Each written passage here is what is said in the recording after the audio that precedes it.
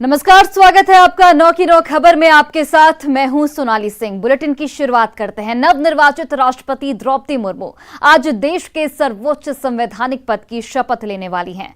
वो देश की 15वीं और पहली आदिवासी महिला राष्ट्रपति होंगी। देश की पहली आदिवासी महिला राष्ट्रपति के शपथ ग्रहण की सारी तैयारियां पूरी कर ली गई हैं। संसद भवन के केंद्रीय कक्ष में उनका शपथ ग्रहण होना है। सीजीआई एनवी रमणा 10:15 बजे संसद के सेंट्रल हॉल में द्रौपदी मुर्मू को शपथ दिलवाएंगे। नवनिर्वाचित राष्ट्रपति द्रौपदी मुर्मू अपने आवास से सुबह 8:15 बजे राजघाट के लिए रवाना हुई। उसके बाद राजघाट पहुंचकर बापू को उन्होंने नमन किया। आज के शपथ ग्रहण समारोह से पहले निवर्तमान राष्ट्रपति और निर्वाचित राष्ट्रपति संसद पहुंचेंगे। उसके बाद उपराष्ट्रपति और राज्यसभा के सभापति एम वेंकैया नायडू, प्रधानमंत्री नरेंद्र मोदी, लोकसभा अध्यक्ष ओम बिरला, मंत्रिपरिषद के सदस्य, राज्यपाल, मुख्यमंत्री, राजनयिक मिशनों के प्रमुख, संसद सदस्य और सरकार के प्रमुख असैन्य एवं सैन्य अधिकारी समारोह में शामिल होंगे। 2 तस्वीरें आपके टीवी स्क्रीन पर, जहां पर राजघाट के लिए द्रौपदी मुर्मू पहली तस्वीर में निकलती हुई, उनका जो काफिला है वो राजघाट के लिए निकलता हुआ, और दूसरी तस्वीर में राजघाट पर द्रौपदी मुर्मू ने राष्ट्रपिता महात्मा गांधी यानी कि बापू को श्रद्धांजलि अर्पित की, बापू को नमन किया। 10:15 बजे का वक्त दिया गया है जब द्रौपदी मुर्मू पद और गोपनीयता की शपथ लेंगी और देश के सर्वोच्च पद पर काबिज होंगी। आपको बताते चले कि देश के संवैधानिक इतिहास में आज का दिन सुनहरे अक्षरों से अंकित है, क्योंकि आज देश को 15वां राष्ट्रपति मिलने वाला है। 10:15 बजे चीफ जस्टिस ऑफ इंडिया यानी कि प्रधान न्यायाधीश जो हैं वो द्रौपदी मुर्मू को पद और गोपनीयता की शपथ दिलाएंगे। उससे पहले 8:30 बजे द्रौपदी मुर्मू राजघाट पहुंची, जहां पर राष्ट्रपिता महात्मा गांधी को उन्होंने श्रद्धांजलि अर्पित की, बापू को नमन किया।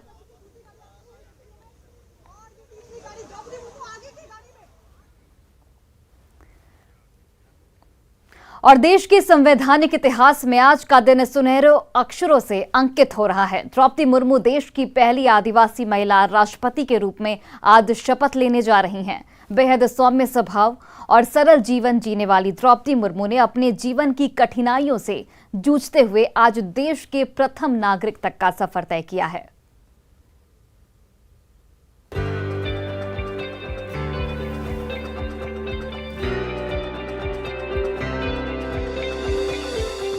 द्रौपदी मुर्मू देश की 15वीं राष्ट्रपति, द्रौपदी मुर्मू देश की दूसरी महिला राष्ट्रपति, और इसी के साथ द्रौपदी मुर्मू का नाम देश के संवैधानिक इतिहास में भी दर्ज हो गया, क्योंकि पहली बार कोई आदिवासी भारत का प्रथम नागरिक बना है। द्रौपदी मुर्मू का जन्म 20 जून 1958 को ओडिशा के मयूरभंज जिले के बैदापोसी गांव में एक संथाल परिवार में हुआ था। इनके पिता का नाम विरंची नारायण टुडू था। दादा और पिता दोनों ही गांव के प्रधान रहे। श्यामचरण मुर्मू से द्रौपदी मुर्मू का विवाह हुआ। इनके 2 बेटे और 1 बेटी भी हुई, लेकिन दुर्भाग्यवश दोनों बेटों और पति तीनों की अलग अलग समय में अकाल मृत्यु हो गई। एकमात्र जीवित पुत्री विवाहित हैं और भुवनेश्वर में रहती है। साल 1979 में भुवनेश्वर के रमादेवी महिला कॉलेज से बीए पास करने वाली द्रौपदी मुर्मू ने अपने पेशेवर करियर की शुरुआत ओडिशा सरकार के लिए क्लर्क की नौकरी से की। तब वो सिंचाई और ऊर्जा विभाग में जूनियर सहायक थी। द्रौपदी मुर्मू ने साल 1997 में रायरंगपुर नगर पंचायत के पार्षद चुनाव में जीत दर्ज कर अपने राजनीतिक जीवन का आरंभ किया था। उन्होंने बीजेपी के अनुसूचित जनजाति मोर्चा के उपाध्यक्ष के रूप में भी कार्य किया। साथ ही बीजेपी की आदिवासी मोर्चा की राष्ट्रीय कार्यकारिणी की वे सदस्य भी रहीं। द्रौपदी मुर्मू ओडिशा के मयूरभंज जिले की रायरंगपुर सीट से साल 2000 और 2009 में बीजेपी की टिकट पर 2 बार चुनाव जीती और विधायक बनी। उन्हें ओडिशा में सर्वश्रेष्ठ विधायकों को मिलने वाला नीलकंठ पुरस्कार भी मिल चुका है। ओडिशा में नवीन पटनायक के बीजू जनता दल और बीजेपी गठबंधन की सरकार में द्रौपदी मुर्मू को 2000 और 2004 के बीच वाणिज्य, परिवहन और बाद में मत्स्य और पशु संसाधन विभाग में मंत्री बनाया गया था। 18 मई 2015 को उन्होंने झारखंड की पहली महिला और आदिवासी राज्यपाल के रूप में शपथ ली थी। 6 साल 1 महीना और 18 दिन तक द्रौपदी मुर्मू झारखंड के राज्यपाल पद पर रहीं। 21 जून 2022 की देर शाम बीजेपी के राष्ट्रीय अध्यक्ष जगत प्रकाश नड्डा ने जब राष्ट्रपति चुनाव के लिए एनडीए के प्रत्याशी के तौर पर द्रौपदी मुर्मू के नाम की घोषणा की, तब वो नई दिल्ली से करीब 1600 किलोमीटर दूर ओडिशा के रायरंगपुर स्थित अपने घर पर थीं। लेकिन आज द्रौपदी मुर्मू देश की राष्ट्रपति बन चुकी हैं, देश की प्रथम नागरिक। तभी ओडिशा के उनके गांव में उत्साह का माहौल है। लोग मिठाइयां बांट रहे हैं, खुशियां मना रहे हैं, क्योंकि गांव की बेटी देश के सबसे बड़े संवैधानिक पद पर आसीन जो होने जा रही है। Bureau report, news 18। और छपरा में खैरा में पटाखा विस्फोट में हुए भीषण विस्फोट में 6 लोगों की मौत हो चुकी है। धमाके में 3 मंजिला मकान पूरी तरह से ध्वस्त हो गया। मकान में अवैध तरीके से पटाखे बनाए जा रहे थे। पूरी रिपोर्ट देखिए।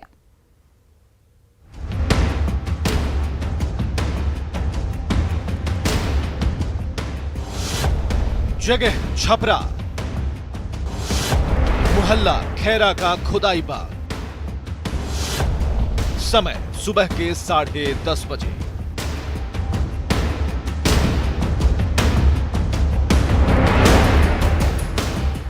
छपरा के खुदाई बाग के लोगों की दिनचर्या भी शुरू ही हुई थी। घड़ी की सुई जैसे ही 10:35 पर पहुंची, तभी एक जोरदार धमाका हुआ और हर तरफ फैल गया धुआं ही धुआं।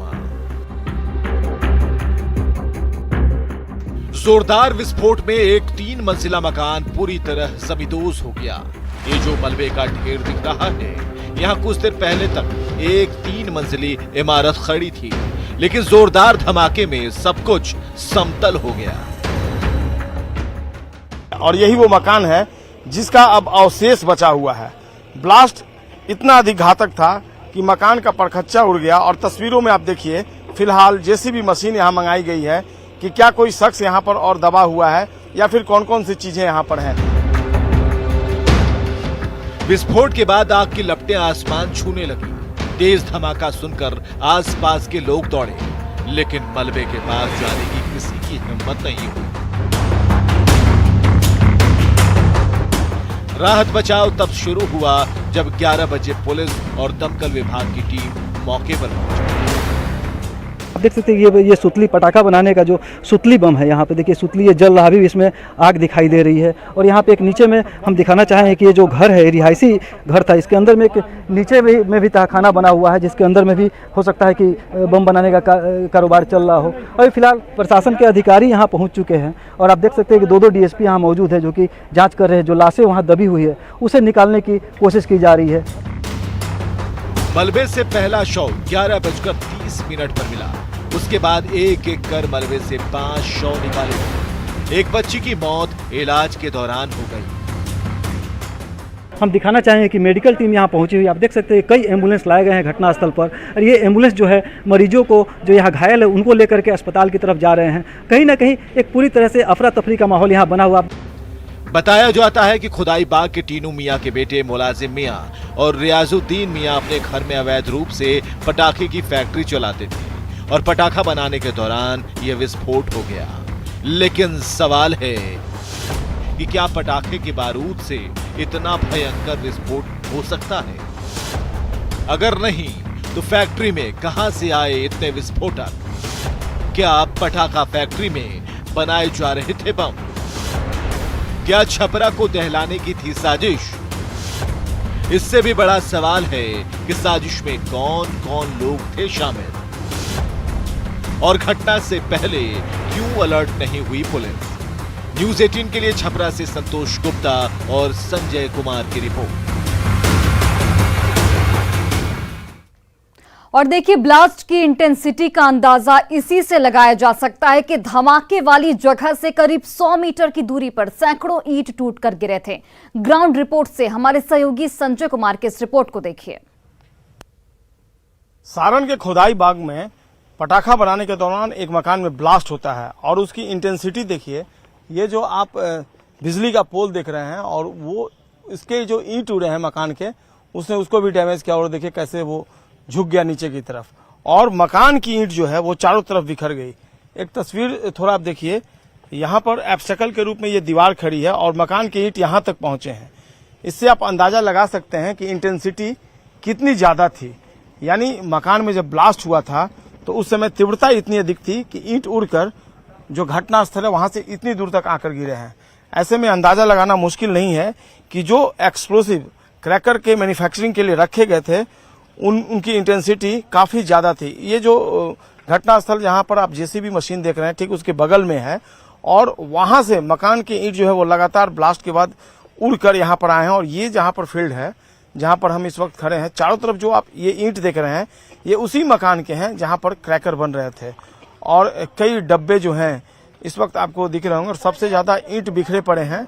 यानी आसपास के लोग अगर यहाँ पर इकट्ठे होते तो निश्चित तौर पर कई लोगों को यहाँ पर जख्म पहुंचता, कई लोग इंजर्ड होते।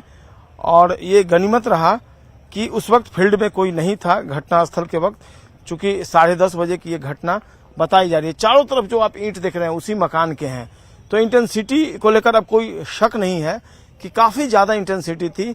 जिन लोगों से बात हुई या फिर पुलिस अधिकारी मानते हैं कि जो एक्सप्लोसिव रिकवर यहाँ से हुए और जिन एक्सप्लोसिव से मैन्युफैक्चरिंग का काम चल रहा था उसकी इंटेंसिटी काफी घातक थी। सवाल यही है कि इतनी इंटेंसिटी वाली एक्सप्लोसिव से क्रैकर का निर्माण हो रहा था, पटाखे बन रहे थे। ये संयोग ही रहा कि आज तक कभी कोई घटना नहीं घटी और लापरवाही बरती गई, चाहे जिस स्तर पर बरती गई हो। इंटेलिजेंस का भी ये फेलियर है क्योंकि थाना स्तर पर भी इंटेलिजेंस को अपॉइंट किया जाता है और उनका ये काम है कि थाने के अंदर जो जुरिडिक्शन है थाने का, वहां पर किस तरह की गतिविधियां कहां पर किस जगह चल रही है उसकी छानबीन करें। आपको याद होगा कि पिछले दिनों भागलपुर में भी ये घटना घटी थी और थाना की भूमिका जो थी वो सवालों के घेरे में थी क्योंकि बम बनाया जा रहा था एक मकान में और थाने को इसकी भनक तक नहीं थी। बहरहाल इस मामले में भी कमोबेश घटना वही है। जिलाधिकारी पूरे मामले की जांच के बाद कार्रवाई का भरोसा जता रहे हैं, लेकिन देखना होगा जब कार्रवाई होगी तो कौन कौन से लोग इसके दायरे में आते हैं। कैमरा पर्सन सुबोध के साथ संजय कुमार, न्यूज 18, खुदाई बाग, छपरा। और अब आपको दिखाते हैं ब्लास्ट की एक और तस्वीर न्यूज 18 पर। सबसे पहले देखिए वो तस्वीर जिसमें ब्लास्ट के बाद मकान ध्वस्त हुआ था। तस्वीरों में आप साफ तौर पर देख सकते हैं कि ब्लास्ट कितना तेज था। तस्वीरें टीवी स्क्रीन पर। पटाखा फैक्ट्री में ये विस्फोट हुआ और ये विस्फोट, ये धमाका इतना तेज था कि पूरा जो मकान है वो जमींदोज हो गया। इस विस्फोट में 6 लोगों की मौत हो गई। एटीएस की टीम पहुंची। एटीएस की टीम अब इस पूरे मामले की जांच कर रही है। लेकिन आप तस्वीरों को देखिए और समझने की कोशिश कीजिए कि ब्लास्ट कितना धमाकेदार था, कितना तेज था और चंद मिनटों में पूरा जो घर है, पूरा मकान जमींदोज हो गया।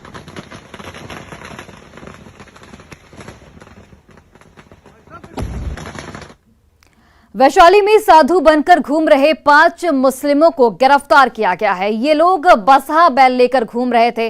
सभी उत्तर प्रदेश के रहने वाले हैं और उन्हें हाजीपुर के कदम घाट से पकड़ा गया। बिहार के लोग हो जाएं सावधान, साधु के वेश में घूम रहे मुसलमान। मुसलमानों को क्यों धरना पड़ा साधु का भेष?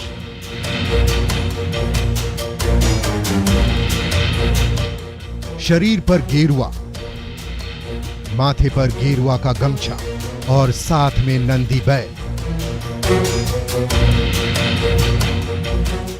इन 5 लोगों को देखकर कोई भी यह कहेगा कि ये हिंदू धर्म में विश्वास रखने वाले साधु सन्यासी होंगे, लेकिन आपका ऐसा सोचना आपको मुसीबत में डाल सकता है, क्योंकि ये साधु नहीं बल्कि साधु का भेष धारण कर घूम रहे हैं। मुसलमान युवक हैं। नाम क्या क्या है आप खुद सुन लीजिए। नाम बताओ, जोर से बोल। क्या कर रहे हैं? मनपारा बहराइच। अपना नाम बताइए आप। नाम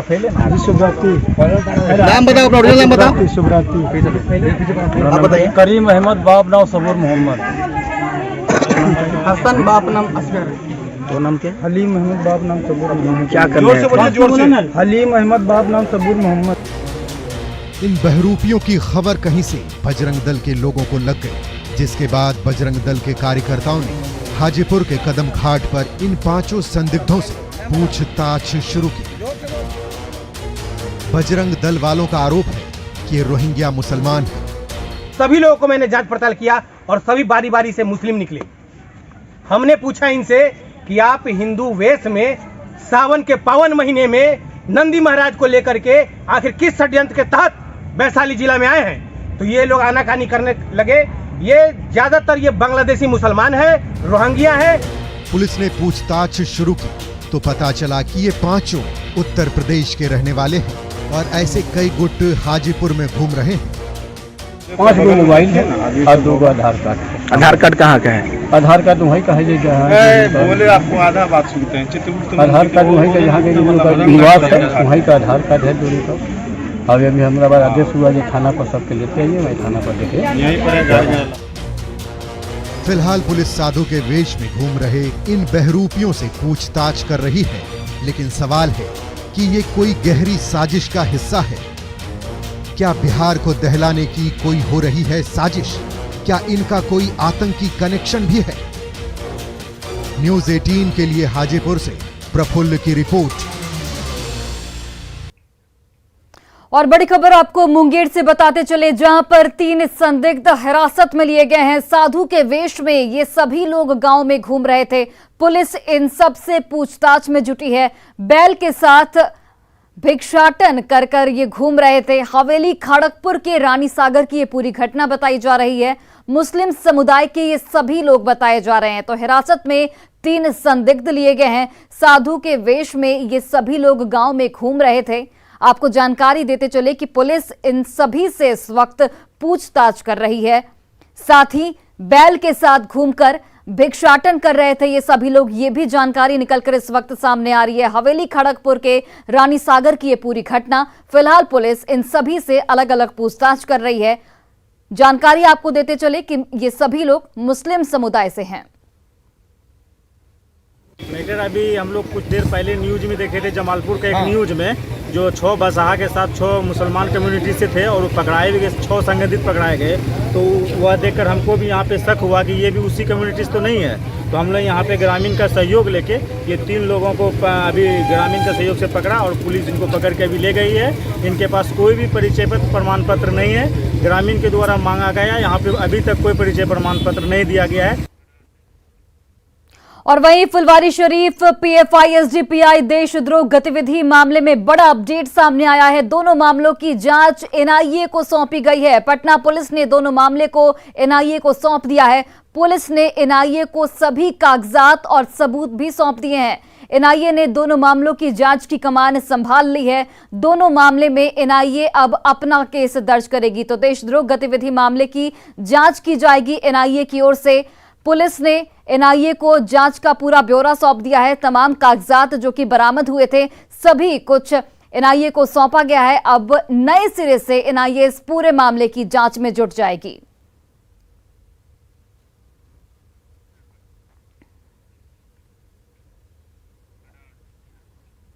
और फुलवारी शरीफ पीएफआई मॉड्यूल मामले में बड़ा अपडेट सामने आया है। जलालुद्दीन और नूरुद्दीन जंगी से एसआईटी एटीएस ने लंबी पूछताछ की है। नूरुद्दीन जंगी और जलालुद्दीन से 5 राउंड में पूछताछ हुई है। तमाम सवालात किए गए हैं। जलालुद्दीन नूरुद्दीन जंगी से कई अहम जानकारियां भी मिली है। सूत्रों के हवाले से बड़ी जानकारी आपको दे रहे हैं। पूछताछ के दौरान आईबी और एटीएस के अधिकारी भी मौजूद रहे हैं। सूत्रों के हवाले से ये बड़ी जानकारी मिल रही है। नूरुद्दीन जंगी और जलालुद्दीन से 5 राउंड में पूछताछ हुई और तमाम तरह के सवालात भी पूछे गए। ये भी जानकारी निकलकर सामने आ रही है कि जलालुद्दीन और नूरुद्दीन जंगी से कई अहम जानकारियां भी मिली हैं और इसी जानकारियों की मदद से अब पुलिस आगे की कार्रवाई में जुट गई है। बिहार के फुलवारी शरीफ आतंकी मॉड्यूल पर बड़ी खबर आपको बताते चले। फुलवारी शरीफ मामले में बड़ा खुलासा हुआ है। क्रिप्टो करेंसी मरगूब ले रहा था, कतर की संस्था से क्रिप्टो करेंसी लिया जा रहा था, अल्फाही से क्रिप्टो करेंसी ले रहा था मरगूब। तो ये बड़ा खुलासा, बड़ी जानकारी आपको दे रहे। मरगूब उर्फ ताहिर क्रिप्टो करेंसी ले रहा था। ये जानकारी मिल रही है कि कतर की एक संस्था से क्रिप्टो करेंसी लिया जा रहा था। उसका कनेक्शन कतर की एक संस्था से है, अल्फाही से क्रिप्टो करेंसी ली जा रही थी।